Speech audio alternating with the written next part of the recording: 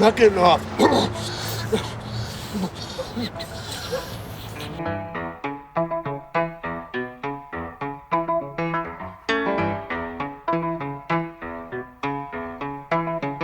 Okay, baby girl! Who sent ya?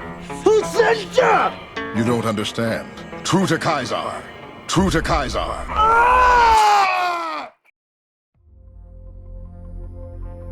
Fallout New Vegas is a game you probably know and a game I barely remember. I haven't played this game in many years, but I had an idea for a playthrough as I was standing outside your home, which I often am. Our goal today is simple. We want to become the de facto leader of the Mojave. And we're going to achieve this by leaving no competition. Now, for anyone who doesn't know, New Vegas has hidden perks you can get, and one of them is what we're going to use to gain our dictatorship. We're going to get the Meat of Champions perk, which requires us to eat all the major faction leaders. Since I like fairness and equality though, I'm going to eat all the minor faction leaders too, even though they're not a requirement. Since many of them are surrounded by a lot of people, this offers a unique challenge when we incorporate some of the flavorful twists of this run. I wanted to self-impose a challenge on myself where I could not kill any faction leader unless I could eat them right away, which you would think, what does that matter, because you can get cannibalism at level 4 anyway. Well, let me tell you about a late night tale. I was hanging out with New Vegas one night and he wanted to go to an underground casino run by the Triad to play some backgammon and Russian roulette. I didn't think it was a good idea, but New Vegas convinced me.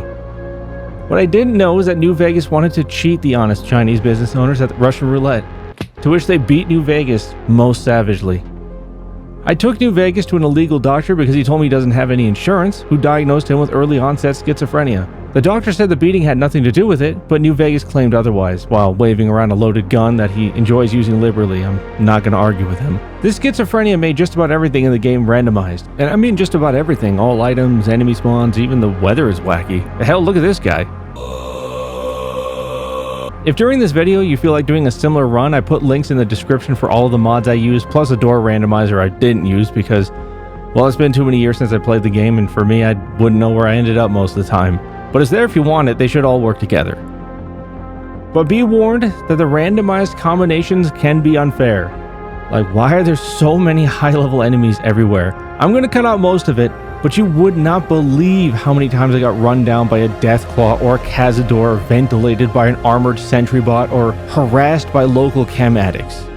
Right, there was this dude, and then there was this chick, and then there was this pipe, and then it broke, and then we ran, and there was like CVS, and there was security everywhere, and then I hit this guy, and they hit me, and then I hit him, and then he called the cops, and they came, and they let me go. You got that shit? Now, despite the trouble, the game did eventually give something back. I won't say now, but it's a gun we should not have been able to get. Now, you might think that isn't fair. I signed up for this challenge, and I would counter with, who cares, nerd? I moved to dismiss this case, Your Honor. You see, the game tried to cheat me first. It's just, I'm a better cheat is all. And since this is my scenario, the judge is obviously going to agree with me. Did you really think he would agree with you? You worm? You absolute fool? No, I didn't mean to spit. That went right in your mouth. Did you just swallow that? Ew, that's so gross. What is wrong with you? Oh, what the fuck? Let's skip the character creator because who cares? What we want to see is our stats, which we'll get to after we borrow a few things from the good doctor. Now, don't go telling Doc Mitchell about this. He has a pacemaker and his heart cannot bear the news. Over at the special machine, we can see our pretty boring stat distribution, but yeah, it's workable. Next is to sit on the couch and figure out what our skills and perks are, which is what I would do if the game didn't keep crashing. Like trying to figure out what the police are telling you. There's something wrong and I wasn't going to figure it out. Sir, get down! Sir, get down! Oh well, what are you going to do? Instead, I used the tried and true method of fixing things. Turn it off and turn it back on. Time to run it back. This time our special stats are more interesting. We're nearly blind, not that smart, but kinda strong, so whatever we hit will likely wake up about as blind and dumb as we are. Trying to steal some things before sitting on the casting couch, we are met with a thief's worst enemy, items not worth taking. I steal some stuff out of principle, but I'm not happy. On the couch, Doc Mitchell asked us some questions.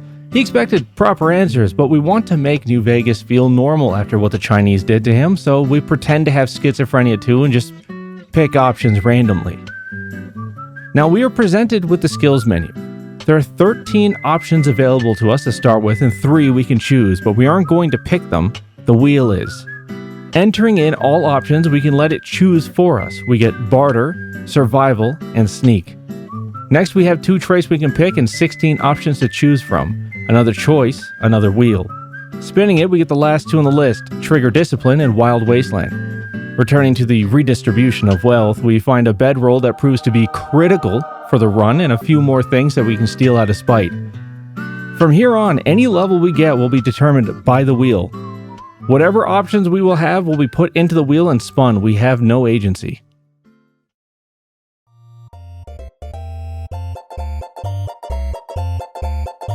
Exiting the house, I feel ready to bitch slap this down. We were also blessed with our starting equipment from the Randomizer, 9 high explosive mines and a duster, which puts us most of the way there to being a domestic terrorist. But without a proper weapon, we can't start much of an adventure, so we have to take on our first challenge in this challenge run, talking to a woman. Sunny smiles. She offers up training, and that training can give us a gun and ammo. Before going out back to meet her, we put our sneaking to use and steal a revolver that we won't be able to shoot for several hours. Better still, we find a wanted poster of John Wilkes Booth and an authentic katana blade, a real Hanwei Practical XL. This is the Hanwei Forge Practical Elite Katana, you can see there. This is the unveiling. You know, for anyone who thinks they haven't seen this video, you might actually be familiar with this one part here. Yeah, it's tape. Yeah. Talking to Sunny, we get our free weapon. Immediately after getting it, I tell her that I swallowed all the ammo and need more, to which she gladly hands over more. Now, I'm not certain, but I think she might be retarded. You know, I had to come to this unfortunate realization today that I am legitimately mentally retarded. Anyway, it turns out that she gave us a nearly broken rifle. In protest, I punched the bottles, but Sunny, being more blind than we are, thinks we did some pretty good shooting. Looking at Sunny, she seems to have a nice rifle herself. We need to get the cannibalism perk, and we could use whatever guns we can get, so when she offers to take us hunting, I think that sounds grand. At the well, she spots 2 geckos. One is a fly and the other is a giant rat. The fly, which should be on Weight Watchers, almost kills me with his surgically implanted 9mm handgun, but I managed to pulverize it to death first. I handle the rat the exact way you'd expect from a man who is strong but has the critical thinking skills of Sloth from the Goonies. I walked backwards and rained wild blows down upon its spine and head. Much like real life, this was very effective. I'm the giant rat that makes a Tactical nuke incoming!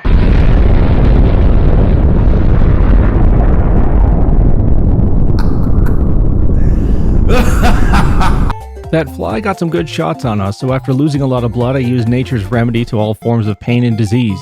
I drank a lot of water. After putting GOODSPRINGS into a century-long drought, we can continue with Sunny to the next well for more gecko hunting. Unfortunately, I succumb to my shiny object syndrome and leave her side for a moment to look at trash. In the time it took to do that, she was mauled to death by a deathclaw. In an effort to not meet the same end, I run away, but the shiny object syndrome comes back and I have to check Sunny's inventory. She has a very high-value gun and some ammo for it, and a bandana that can help our eyesight. Unfortunately, this doesn't mean much because we are met with a robot shooting lasers and the deathclaw. Back in GOODSPRINGS, we give Sunny a chat, and this time she gives us a new gun. It's a semi-automatic grenade launcher. We can use it to kill anything by the well and maybe, hopefully, contaminate the town's drinking supply. But I have an idea. Both Sunny and I have a gun, so instead of using the guns we're given, we can use Sunny's smiles to shoot a giant rat and spore carrier for us, because why should we have to use ours? Considering how badly the last trip to the well went, I decided to walk up and preview for any deathclaws, which returns neutral news as nothing has spawned in yet.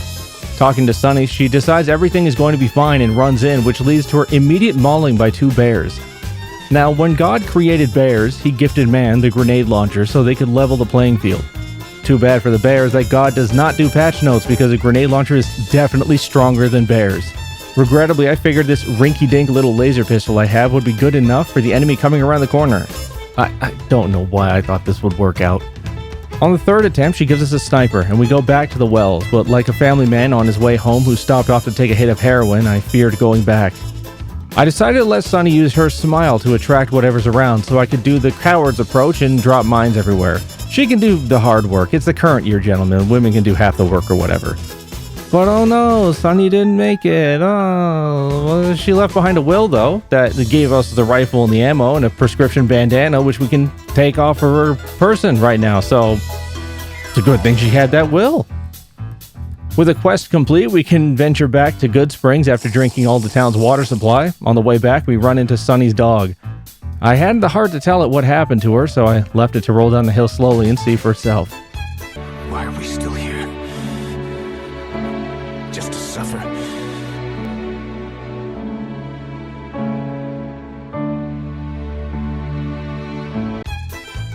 Back in town, we can do some legal breaking and entering. Now, throughout the years, I have forgotten much about New Vegas, and one such thing that I forgot was that the schoolhouse could be a problem. Unfortunately, it was filled with a lot of things, but fortunate for anyone who likes being stung by a scorpion, shot with lasers, burned with a flamethrower, and blown up repeatedly, and mauled by various woodland critters like irradiated dogs and bears. They have everything you could ever want. Very specific taste. And finding it in a school is even stranger, but I won't judge you to your face. I'll just do it later when you're not around. For no good reason, I felt confident, so I went back in, promptly died again, and had the game crash, which taught me the lesson of don't give up and keep going back into that schoolhouse. Eventually, I leveled up my IQ from David Hasselhoff to champion of taking punches to the head Muhammad Ali and realized there's another door. The plan was simple. Give the schoolhouse inhabitants a Ted Kaczynski-style gift, hand-delivered.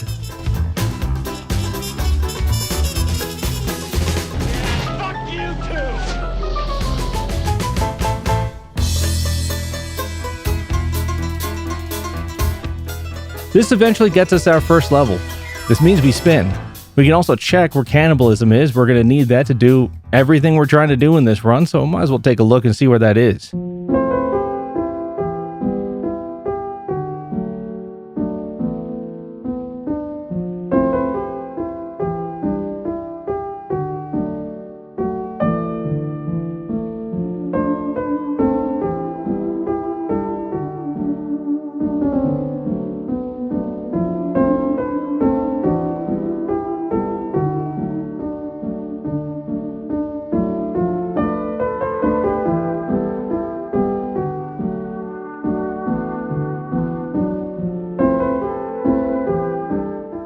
Now in the business of problems, this qualifies as one. Turns out we're going to have to take a lot of detours to get the levels we need. Now we're going to have to be smart about how we get experience, and thinking of it, just outside the door is a whole town of experience. Now we have two problems here. We need ammo, and we need levels. Most things we do will give us the levels eventually, but the ammo is a problem we need to solve sooner rather than later. Guns get us out of a lot of situations when we don't have a build to rely on, but we don't get to pick when we get one. What we need is a melee weapon for now, so we should keep an eye out for one of those. We're gonna get one. I edited this video. I made the whole thing, so I can tell you we're gonna get one. It's this one. We're gonna get this one. Now, despite the effort, the best thing we get inside of the schoolhouse is a weapon repair kit and spiked knuckles in a state of disrepair. Good enough! Back in town, we can continue scrounging for supplies since we're too cash poor to get our crippled limbs fixed. In the saloon, we see the powder gangers making trouble with the people of GOODSPRINGS, threatening to ransack the place, which sparks joy in the enterprising man in me. Wait, that sounds gay. I mean, I see an opportunity.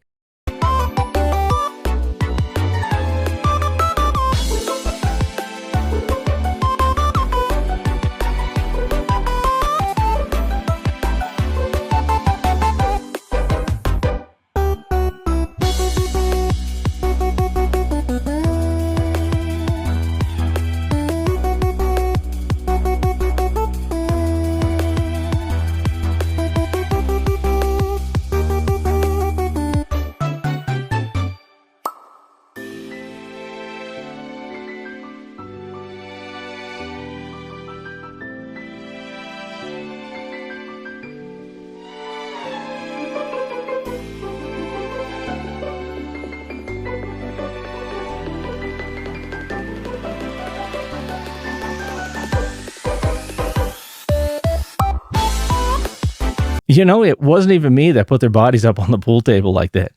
I swear they were like that when I came in. Honest.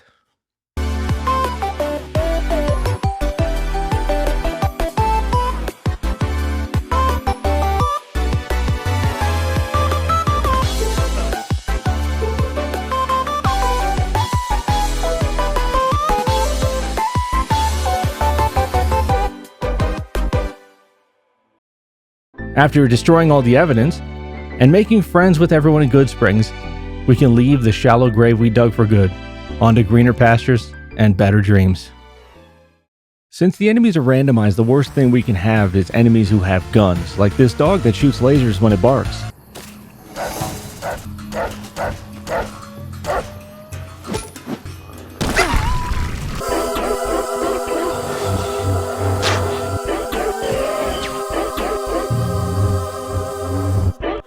And then there's a bug that shits plasma.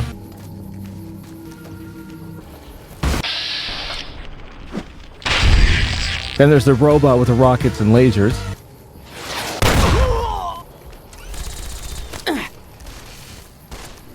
But don't worry though, it all works out. This place is a little slice of Normandy.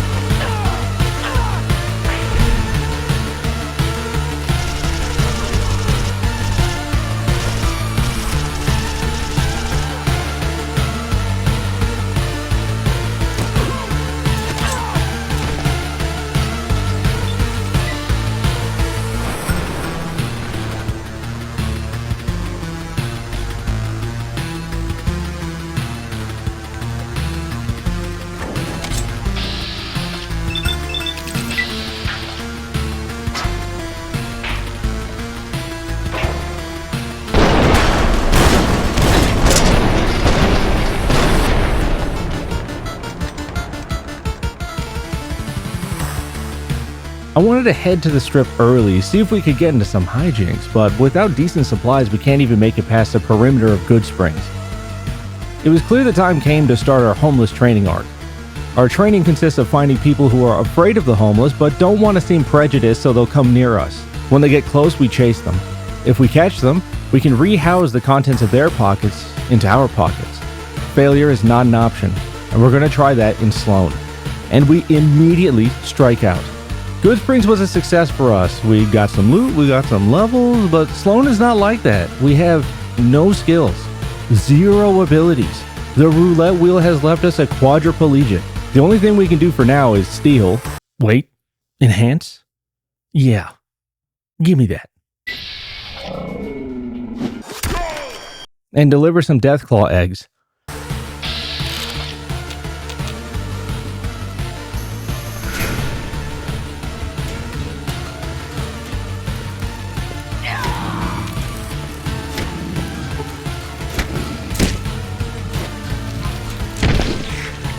At this point, we have little usable ammo and not enough healing to use melee weapons effectively against a group of enemies. Luckily, we did find that bedroll in Doc Mitchell's house because we can use that to heal crippled limbs and restore all of our health, but we can't use it in a fight, so we need to find a better way to progress. We're barely into our journey and despair has found us already. But wait, an idea. What we need is a companion. In nearby Sloan, we can find Black Mountain. Black Mountain is normally overrun by super mutants, but we, for better or worse, find a variety of things. But it's also a place where we find our pack mule, Raoul. A ghoul who's been locked in a prison by a super mutant who has sentenced him to death by Snoo Snoo. Hey Raoul, why do you stay locked inside and not try and escape? Because she got a great ass! The funny thing is Raoul has no idea the experience I'm signing him up for is like this.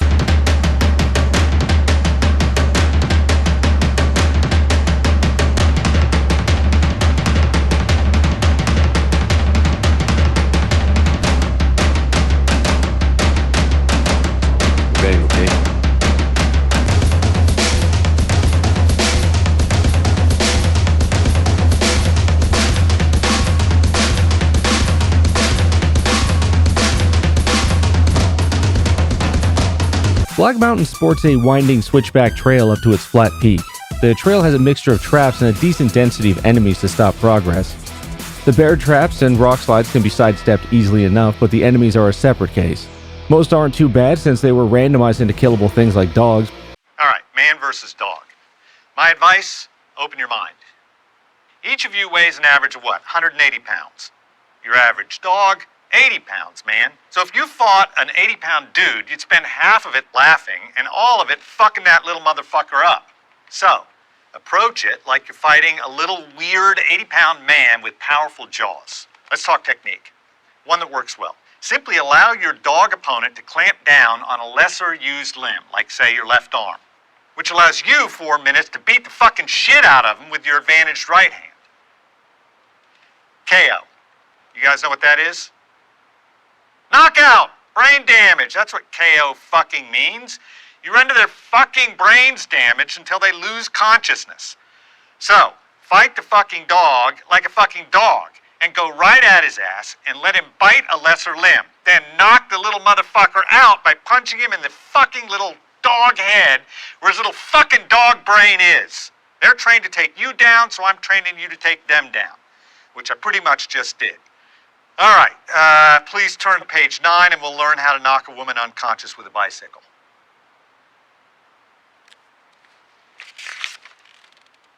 But there were multiple sentry bots on the trail, which could have posed a serious problem because of their laser cannons and rockets. Fortunately, I managed to deal with them with relative ease once I adopted a lesson from the famous Art of War.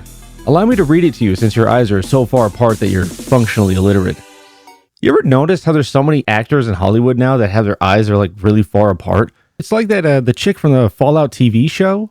Have you seen her? She looks kind of like the alien from the first Men in Black. You know, the one who's like, Orion's belt. She kind of looks like that. Like, you look at someone like Anya Taylor-Joy and they're like, it's like they're both looking at opposite sides of the continent. I don't know what's up with that. It's not to say, like, it's not like a big dig against her or anything like that, but, you know, it's just like a thing. You know, if she was from South Africa, you know, they have apartheid there, she'd probably never hear the end of people making comments about her having apart eyes. She also kind of reminds me of, if you ever read the manga Blame, there's a character, Sibo. Some of those panels, man, they make her eyes pretty far apart. Hey, if you're looking for somebody to cast for that character, I guess you got one. It's Anya Taylor-Joy.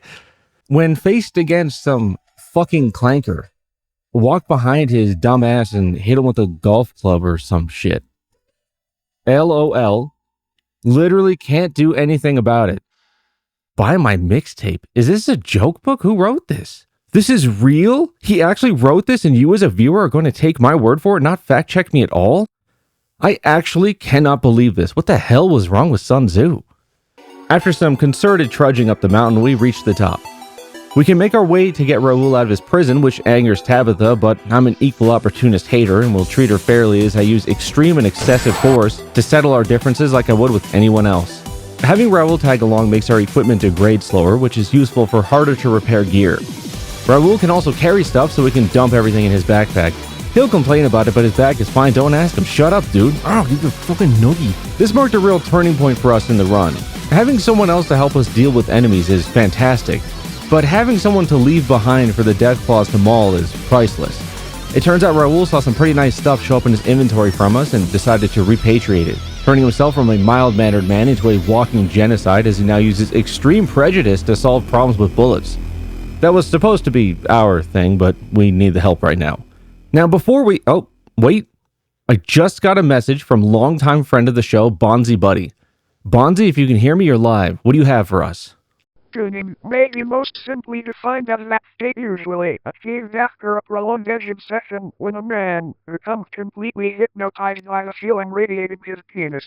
Since a tuning state can only be achieved after edging, the man's dick will have become mightily aroused at this point, and every caress the male genitals are subjected to will trigger potent elation. As the man keeps edging and thus keeps experiencing intense pleasure, he enters a state of trance where his mind intimately merges with his cock, the tuning state where he and his dick become one. To be even more accurate, when the tuning state is achieved, the man's body becomes for all intents and purposes an appendage to his erection. When this state is achieved, the male becomes free of all social codes of conduct, and his arousal alone dictates his reactions. As a result, a tuned-out man will become very expressive and demonstrative. He may become very vocal, while his body and face might take on undignified expressions and poses, all in response to the intensely exquisite caresses his penis is exposed to.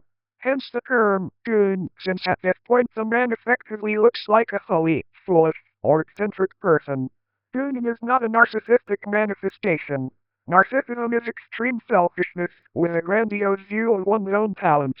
Rather, gooning is closer to a meditation experience, where the mind and the body align, focused on a single thought, or feeling, in this case. I spent 10 hours gooning over the weekend. What the hell was that? Why did he send us that?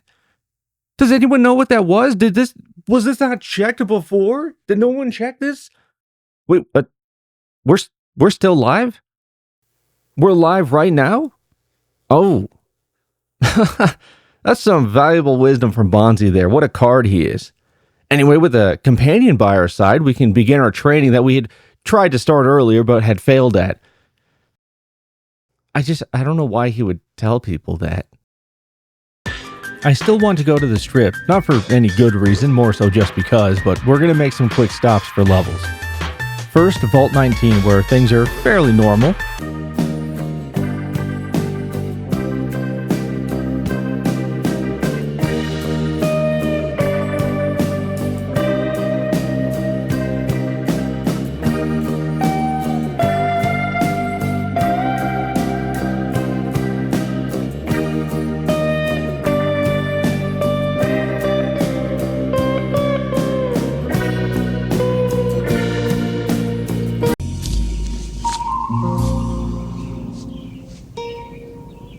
What the fuck is this piece of shit? We got two people fighting for leadership in this place. Best practice says we should hear them out and do right by the good people, but one of the guys in here wants us to talk to the cons, and so they'll let the convicts join them. This is a detour we need to make anyway, so we can just disregard whatever his plans are for everybody and just agree and go there. On our way there, however, we had Malcolm run up and say his piece, but it turns out Malcolm was a Boeing whistleblower and committed suicide the same way all other Boeing whistleblowers had, which was a self-inflicted gunshot wound to the back of the head at a downward angle while on his knees with his hands bound at the wrist in front of himself. This is just a stupid way of saying that the recording for that section had corrupted, but for my sincerest apologies, I offer you a piece of the internet I found a long time ago. Hey, you're just mad because I'll be able to do something with my fucking guitar in hands that you'll never be able to achieve in your entire life, kid. So yeah, you're gay.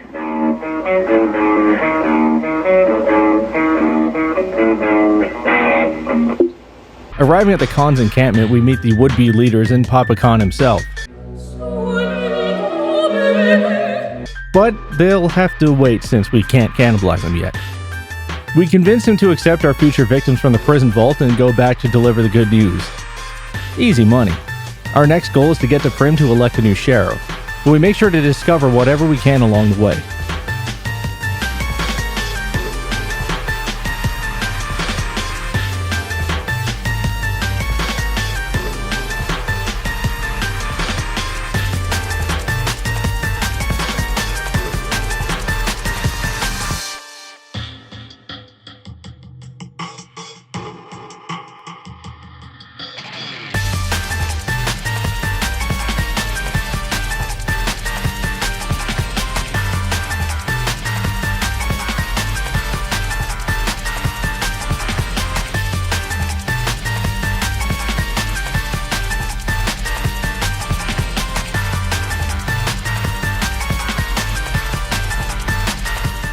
We stop at the NCR Correctional Facility, a place that is overrun with powder gangers and helmed by their leader Eddie, a minor faction leader, another future target. Eddie is having some trouble with a former powder ganger who is trying to marshal command from him over the inmates and who wants us to take care of the problem. We can use our words and make him leave, but we're partially retarded, so that won't work. Our only solution is anyone who wants to be in charge may as well be in charge, and that means they're on the menu. At this point, we want to... Was that a bug? What? We want to work our way to Prim so we can try and set some things up here that we're going to need. So, God, there's so many bugs out here. Is anyone got a bug spray or something? I could really use some right now that I can't do... Please don't tell anyone I fell.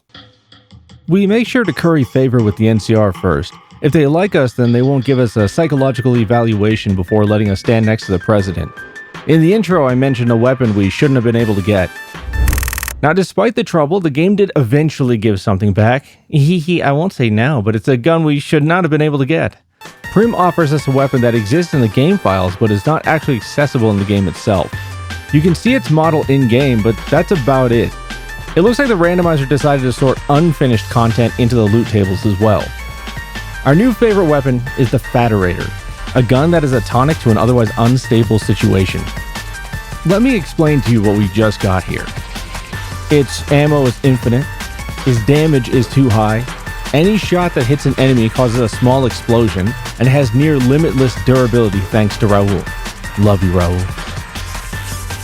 Contrary to popular opinion, homie smooches, not gay. Since the gun is so broken, I won't be using it much. Instead, I'll use it often. Forgive me as I go all out just this once.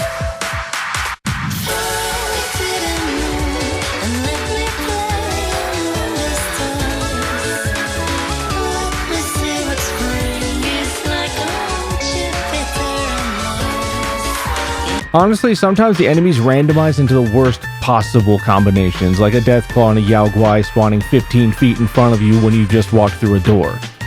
This gun helps keep us alive, since we have dick for armor and ammo with most of the guns we found, and the ammo we do get doesn't take us as far as I would like. But plenty of deaths still occur, don't get me wrong, just, more of theirs than ours. Later on, to get the levels we need to get cannibalism, we go somewhere to get a lot of experience. I won't say where, but I mean, you can check the video chapters if you want to see the place. You can ruin your own surprise if you want. Go ahead. Show me you have no self-restraint. Oh, I saw that. You looked. No, not you, the other guy. Him. You. Yeah, you. I saw you. Just for that, now you have to look at this. That was a real thing posted by Gears of War creator Cliff Bleszinski. It says it was posted in the year 2000. He was probably about 25 when he posted that, and he was talking about hot 12-year-olds, those sexy kids, goddamn, It also refers to the Olsen twins as looking like animals when they're younger. That's kind of funny. I'll give him that. That's kind of funny.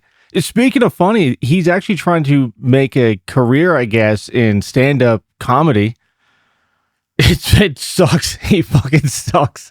It's terrible. Here's an excerpt. So a friend of ours, really lovely young woman, she's dating this guy. Swear to God, he's a tattoo artist, right? And he's really fucking good, right?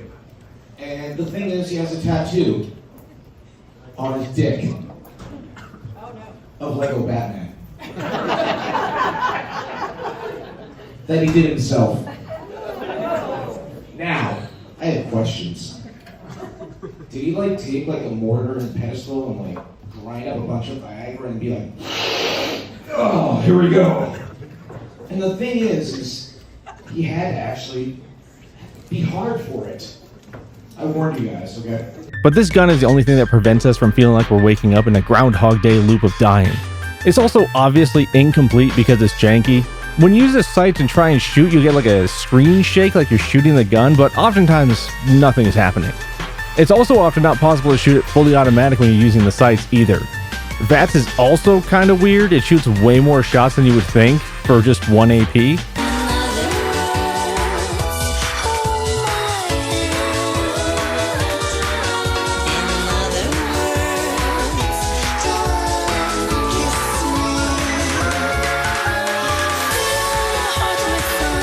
I mean, don't get me wrong, the good more than outweighs the jank, but it is still a weird weapon.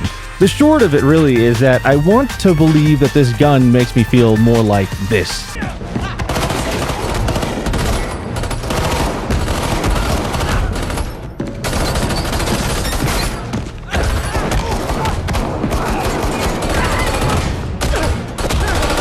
Instead, I'm still more like this. No! No! Deep breath.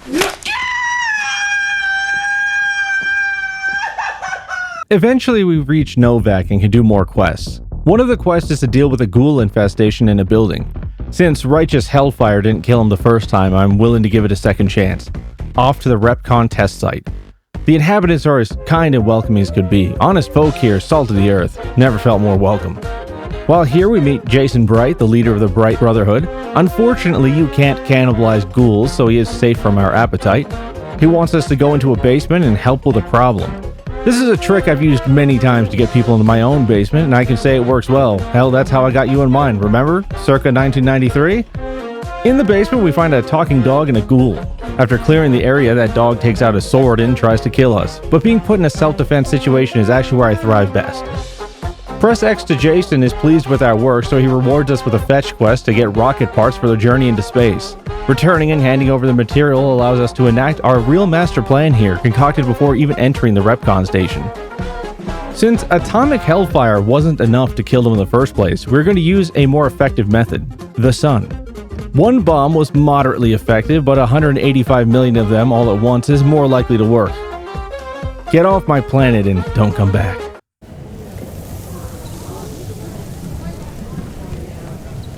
Unfortunately for us, we are met with karmic justice shortly after, as our screen changes to have a blue tint at all times, including indoors and at night, both of which makes things considerably more challenging. This affects our visibility, but this over time took a mental toll by making any darkness significantly worse. Since the weather is randomized whenever I transitioned between areas, this would cause a Chinese water torture effect of not knowing if the darkened sky would render me blind. And since the weather transitioned on its own as well, we could lose clear skies through no fault of our own. Better yet, the exterior weather affected interior lighting, so you could go from darkness to near pitch black. There was a point in time where everything was dark for over a day, a perfect opportunity for vampires to try and set upon me, but they know I carry a gun that fires holy water infused with stakes, so they can't even try. Bunch of pussies. During this 30-something hour period, I could see about as well as Stevie Wonder, but a version of Stevie Wonder who's liable to step off a high ledge and just die rather than be talented, you know? I'm Stevie Wonder. Blind as a motherfucker in my piece of shit NVGs. La la la. This eventually gets fixed, but this is something I don't figure out until many hours later. I'll cut out a lot of dealing with this, but know that I had to. Further into the wasteland, we can come across a stalemate between the cons and the NCR, where the cons have taken NCR members hostage. The NCR fears the cons will kill their hostages if the situation is not diffused, something they can't do on their own because of a long-standing distrust. We offer to play middleman and handle the matter diplomatically. Given our lacking communication skills, we use the second best option available to us to defuse the situation. We bash them to death with a giant fire hydrant. This is very effective. After adventuring around the Mojave, we are wrapping around near the strip where we get to meet the warm and hospitable violent chem addicts who try and kill us. I have often awoken the crazy and unstable people by looking into their eyes, and this place is no different. Too bad for the chem addicts, I know they don't have the attention span needed to take the large quantity of drugs I have on me.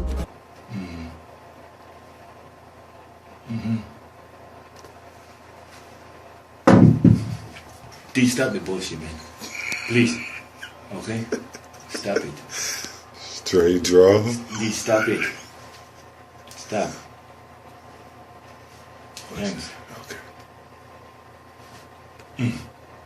There's a lot of them around, so we reenact the Anglo-Zanzibar War against the local populace, looting their bodies to get what they cost us.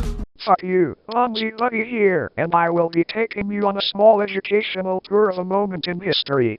If you have never heard of the Anglo-Zanzibar battle, the United Kingdom beat the Sultanate of Zanzibar in about 38 to 45 minutes, and then charged Zanzibar for the cost of the ammunition they spent beating them into the dirt.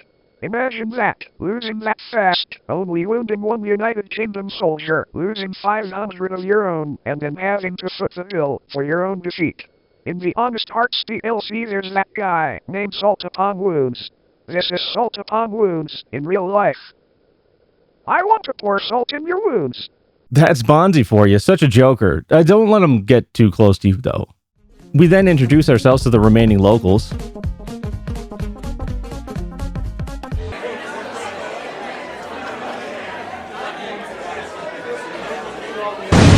Anyway, we also get to meet Major Daughtry, who offers us bounties for finding and killing the gang leaders who roam the streets outside.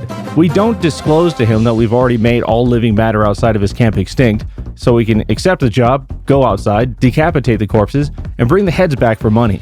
It isn't pretty work, but it's a chance to make my forefathers proud. Here's to you, Granddad. I'm all ears. Nearby is a heavily irradiated Vault 34, a place that melts your skin the longer you're inside of it. Using our 2 intelligence, we decide this is a great place to explore. This was a profoundly terrible idea since I've spent half of the game with radiation sickness and not enough medicine to fix it. I also refuse to pay a doctor to fix it because parting with even a single cat feels like having my balls whipped by another man. Inside we find welcoming guests.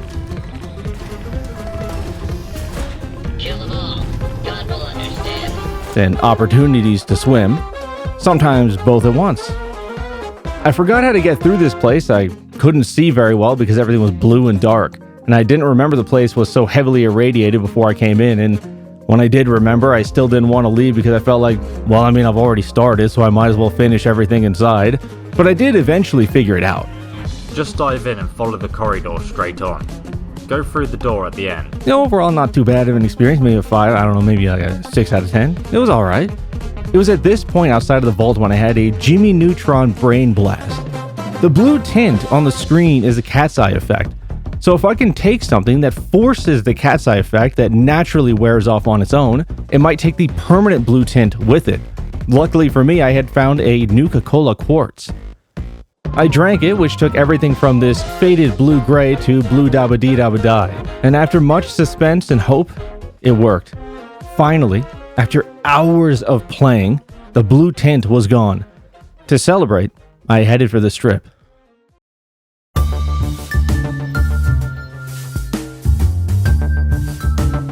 I wanted to chuck it here.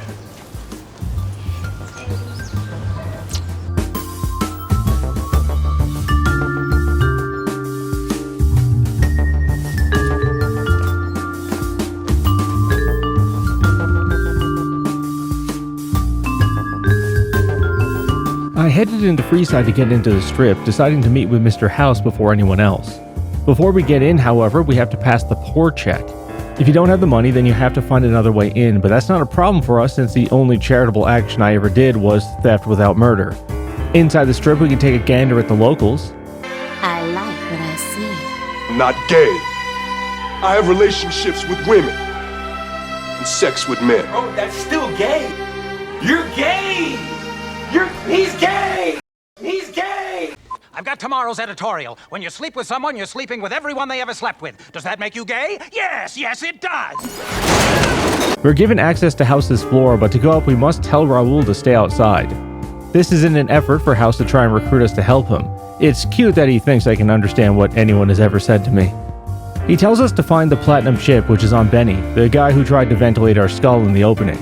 Since House wants the chip and I want to talk to Benny, this seems like a good deal. How much is your sugar, exposed entrepreneur? How much you got?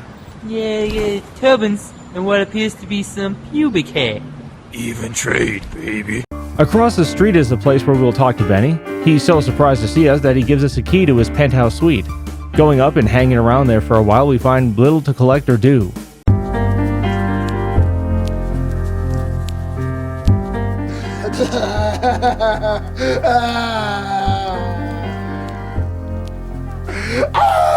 You been fucking low, man!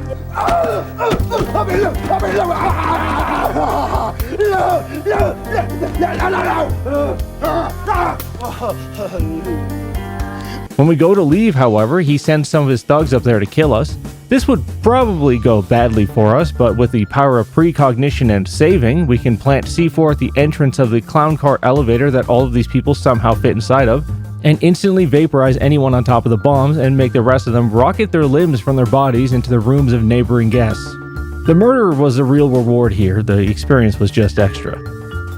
Sifting through the mulched remains of the thugs, we find a key to Benny's room. We can then go to Benny's room to use the key and see what he had secreted away from everyone. Inside his room is Yes Man, a robot programmed to be extremely agreeable, the first trait I've seen in the wasteland that didn't make me think of how much experience they are really worth while they're talking at me. Yes Man then dumps a bunch of quests on us to find the different faction leaders and recruit them. Now, keep in mind we still have a major issue here. We're only level 16. We need to be level 24 to get the perk we need. So we need to make some extra detours still before we can really get into things. Once we have what we need, these quests will save us some work on locating these minor faction leaders ourselves.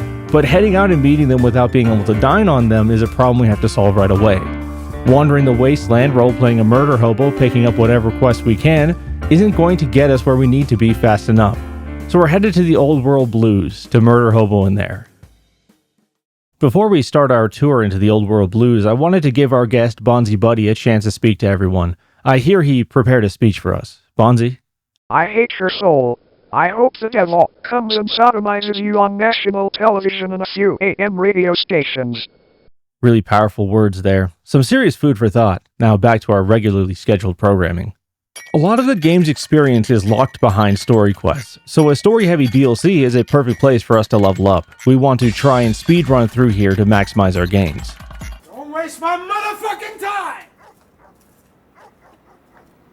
Entering into the DLC, we lose our brain, heart, and spine. Most people would experience profound dread if they lost their heart and brain, but somehow we stay the same.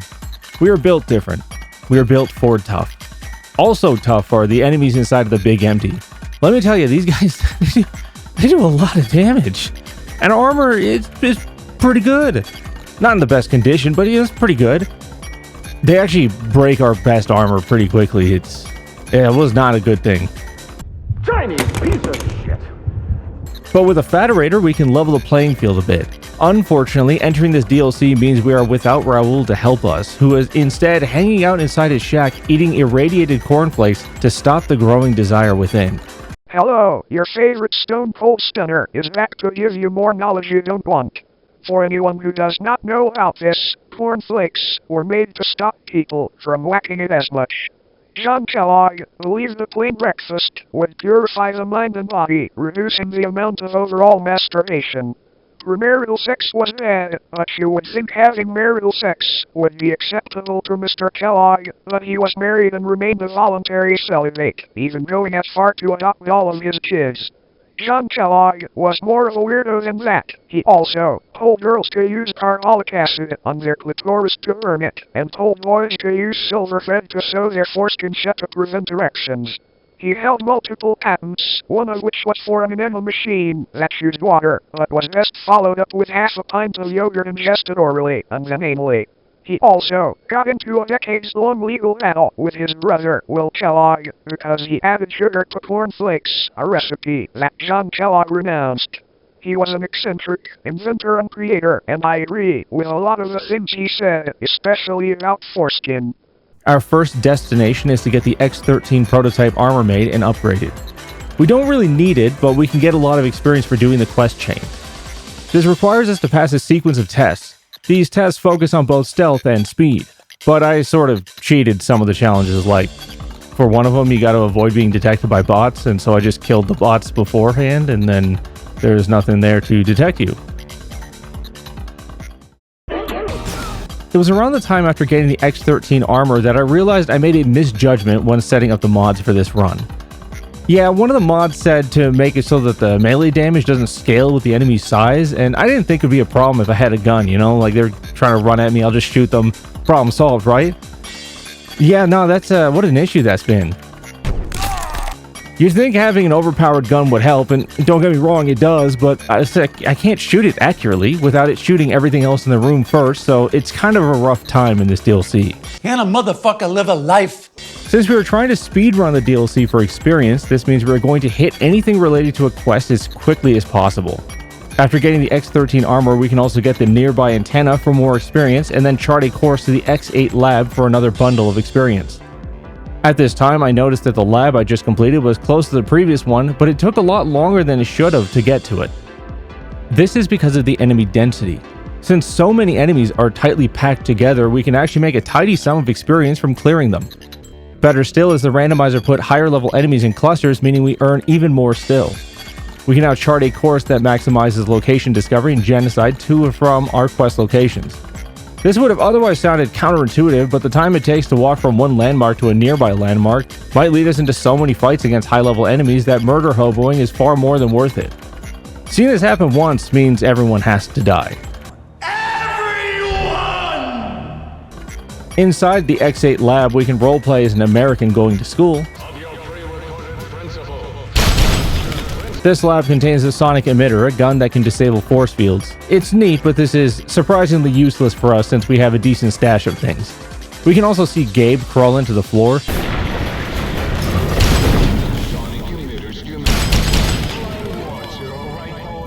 At this point, we have some objectives that are scattered around the map, so we make use of our previous exploring to fast travel to places, grab what we need, and then leave. We're traveling at the speed of light here, fellas. Things are pretty easy, not all the time. Most of the times things are fine, but not all the time. Sometimes it feels kind of like this.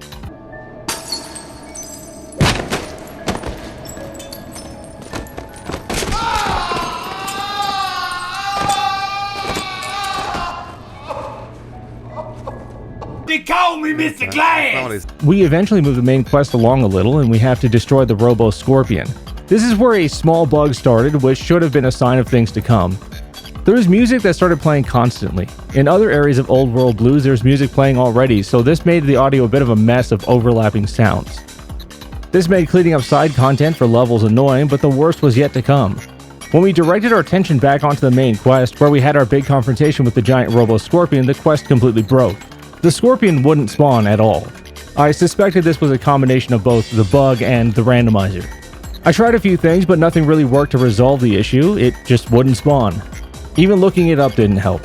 Giving up on trying to make things work normally, I decided to use console commands to move the quest stage around.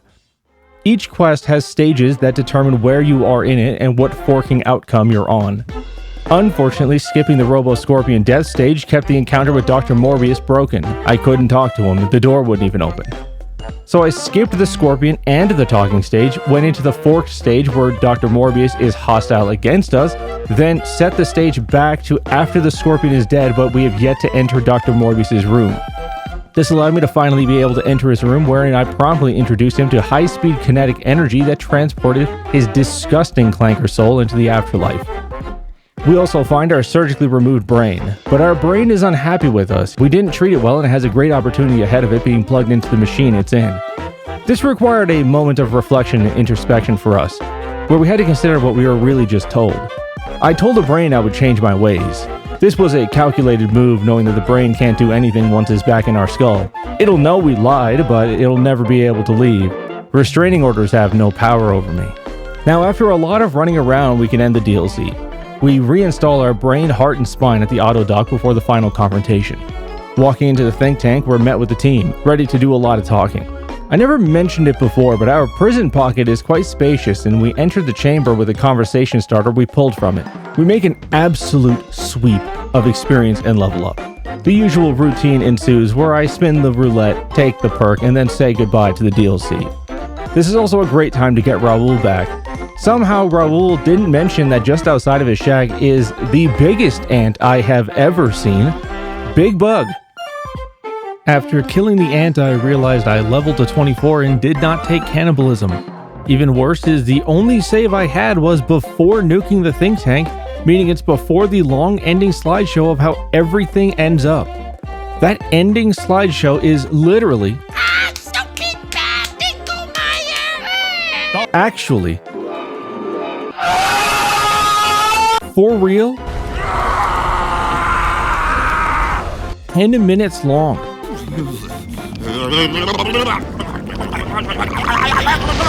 What did you say? And unskippable. Okay, we did it.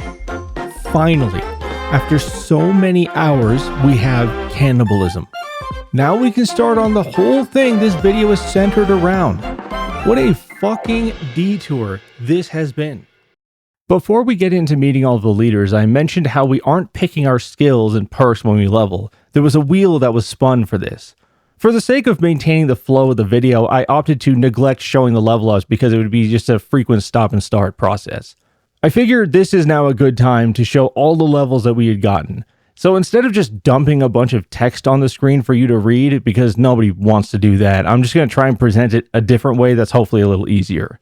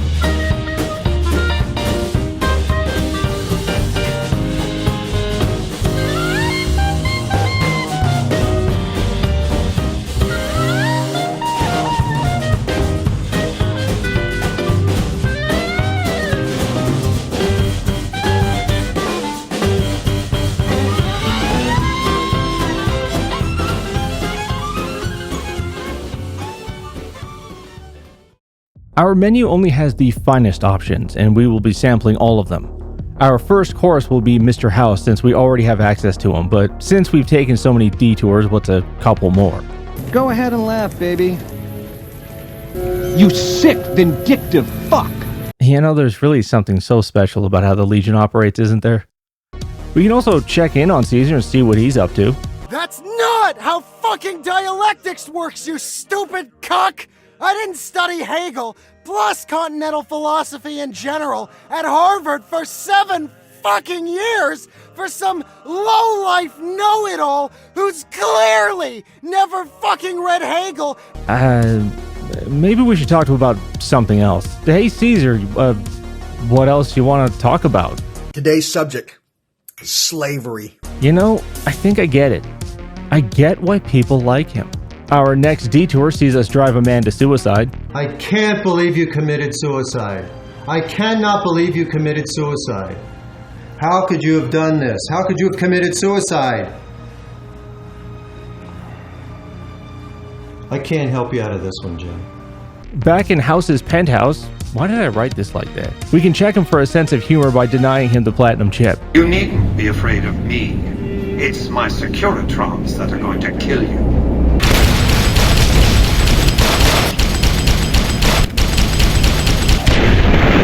It turns out he doesn't have a sense of humor. You'd think he'd have better security though, but no, just some robots and 2 computers. World's oldest man with all the best technology in the world around him.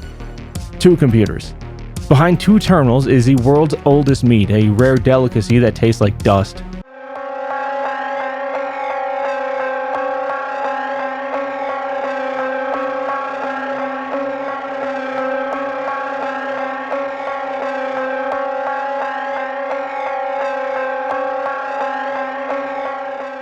Before we move on, however, we install Yes Man into the penthouse just because. My hope was that he would become the giant robot, but he just sort of turned into the computer. Feeling disappointed, I leave. Outside the strip in Freeside is the King, who's just down the road, but before we enter into his hangout, a small war breaks out on the streets. I got hit in the crossfire, but honestly, I couldn't really be bothered to go over there and do something about it, so I just sort of went inside. After paying the bribe to enter the room, the door unlocks, and there he is. The King. He's just sitting there. There's some of his goons in the room with him, more outside the room, and even more outside the building, assuming they didn't lose the street war. Now we have 2 options here. One, we can channel our inner Frank Reynolds. Anyway, I started blasting. Bang! Bang! Or option 2.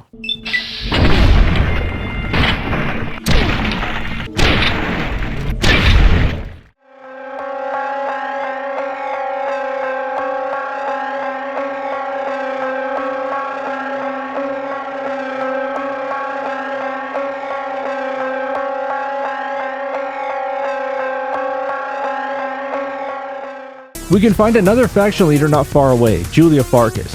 Further down in Freeside is where she is camped with the followers of the Apocalypse. One of their people actually tried to talk to us recently. She wanted something, but it was a woman, and I don't listen to women. Yuck. I think that... Julie's surrounded by followers, but that doesn't really change much since we have Raoul as backup, and he still behaves like an escapee from a mental asylum for the violent and insane.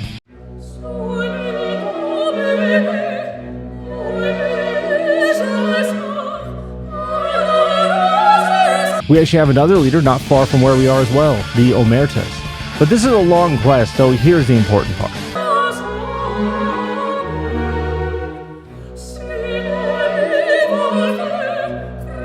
Next on the menu of rehousing into our stomach is Eddie, leader of the Powder Gangers. But we already covered Eddie in his once was compatriot Chavez.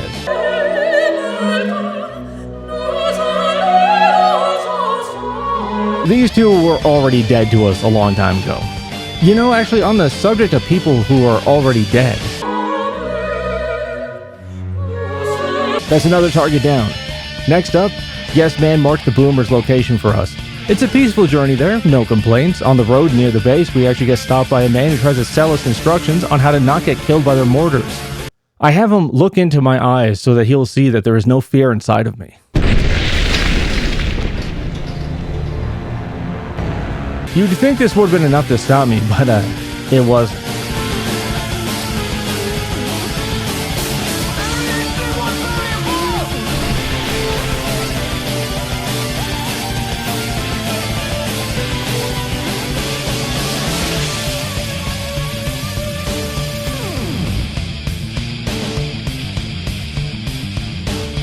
When we reach the fence, we're stopped by a guy who introduces us to their colleague Raquel, who looks a lot like a metal fence post. Raquel is going to take us to see Pearl. If there is one thing I've learned, is that old people can be easily tricked into anything, and I mean anything. And Pearl is no different. By pretending we're normal non-cannibals and not there to cut off all of the boomers' government services and aid, we're allowed inside.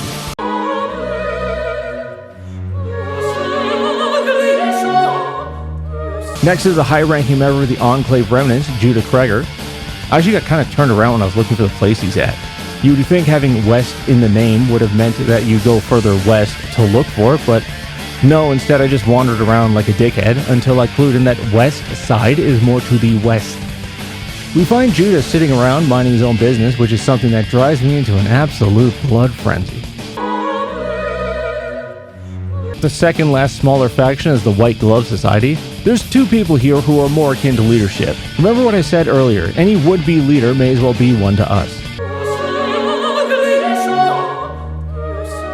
The Brotherhood of Steel is the last faction other than the major two left. Normally, the Brotherhood is intimidating, they have powerful armor that makes them resilient and powerful weapons that makes them lethal.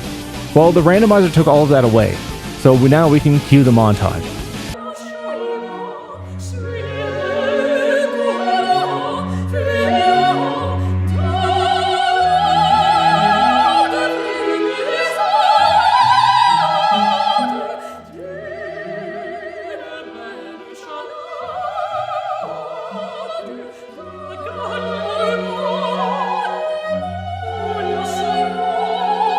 We can tell Yes Man about every faction leader succumbing to Foxdie, and he will start the quest we need to get access to Kimball, which we can do with our positive reputation with the NCR. Our goal now is to get to President Kimball at Hoover Dam and oversee his speech, let him get shot by the sniper, and quietly drag his body away to eat it.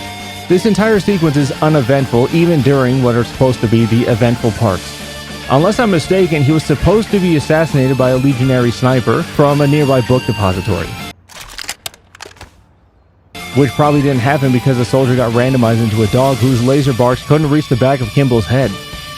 Regardless, after his speech, he should try and move into a vertibird, which he then blows up inside of, but instead he just sort of stopped moving. Everyone stopped moving. An idea then came to mind.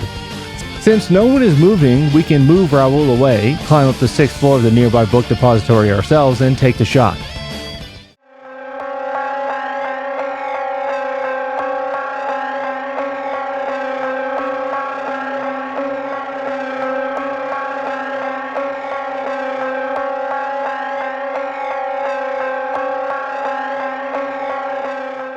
We now have only one course left.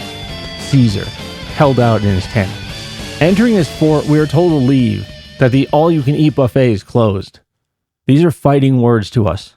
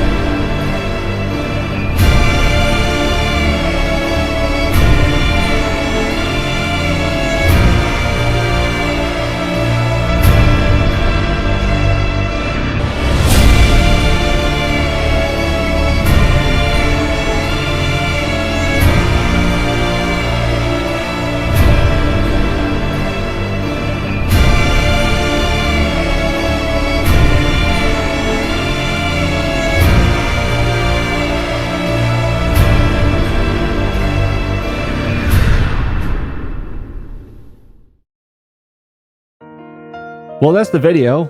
There's not a whole lot to say. I don't have any other videos on the channel yet, but for future viewers, watch another video of mine, you slut. I don't know what the next video is going to be. I have a lot of ideas, but they aren't all the same thing, so I'll figure it out and it'll be out when it's out. If you have any suggestions, then leave them now while you have a chance. Genuinely, I might actually write down your suggestion and make a video on it. The way I see it is, you want to see it, and I think it's a cool idea to make. Can't make it any simpler than that. Oh, and you may have seen a little bit of messaging in the video, like these down here on this image. Don't worry, I know you didn't do it, so you can apologize to me in hell for that. Bye-bye. Hey, you. You're finally awake.